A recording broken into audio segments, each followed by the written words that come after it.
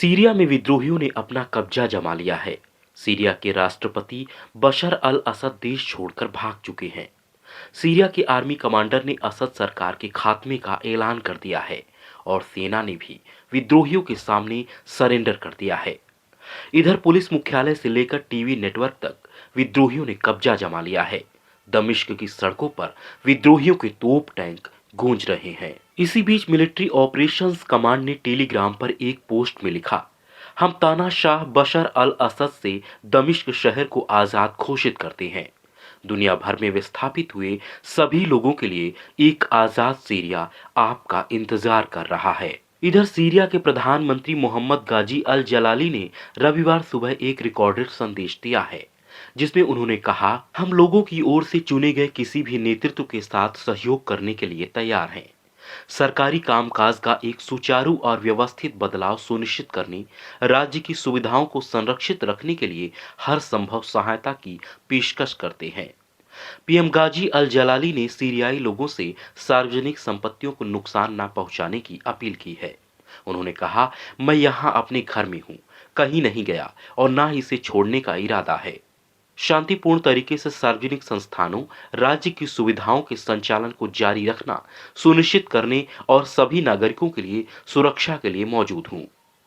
फिलहाल उनके बयान से माना जा रहा है कि वह विद्रोहियों की हर शर्त मानने को तैयार हैं। फिलहाल विद्रोही गुट हयात तहरीर अल शाम यानी एचटीएस ने पूरे सीरिया पर कब्जे की घोषणा की है।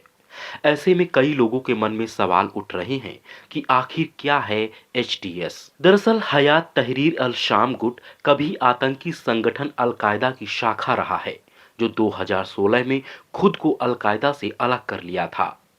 यह गुट लंबे समय से बशर सरकार के खिलाफ लड़ रहा था, जो बेहद कट्टरपंथी माना जाता है।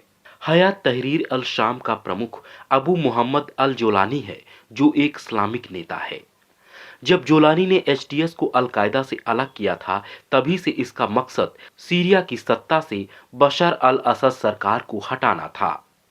अल कायदा से नाता तोड़ने के बाद जोलानी खुद को ज्यादा उदारवादी नेता के रूप में पेश करने की कोशिश करता रहा है, लेकिन अमेरिका और अन्य वेस्टर्न कंट्रीज अब भी एचटीएस को एक आतंकवादी संगठन ही मानते हैं। सीरिया में अब क्या होगा? सीरिया विद्रोहियों के कब्जे में है। ऐसे में विद्रोही खुद ही सरकार चलाएं या फिर प्रधानमंत्री अल जलाली ही चेहरा बने रह सकते हैं, क्योंकि पीएम खुद सरेंडर करते दिख रहे हैं। इसके अलावा यह भी हो सकता है कि हयात तहरीर अल शाम के प्रमुख अबू मोहम्मद अल जुलानी अपने हाथ में कमान लेकर सरकार चलाए। असद के भागने के बाद अबू जुलानी अब सीरिया का सबसे ताकतवर नेता बन गया है। बता दें कि बशर अल असद पिछले 24 सालों से सीरिया पर राज कर रहे थे। उन्हें सीरिया की सत्ता विरासत में मिली थी। इसके पहले उनके पिता अल असद हाफेज ने भी 29 साल तक सीरिया पर शासन किया था।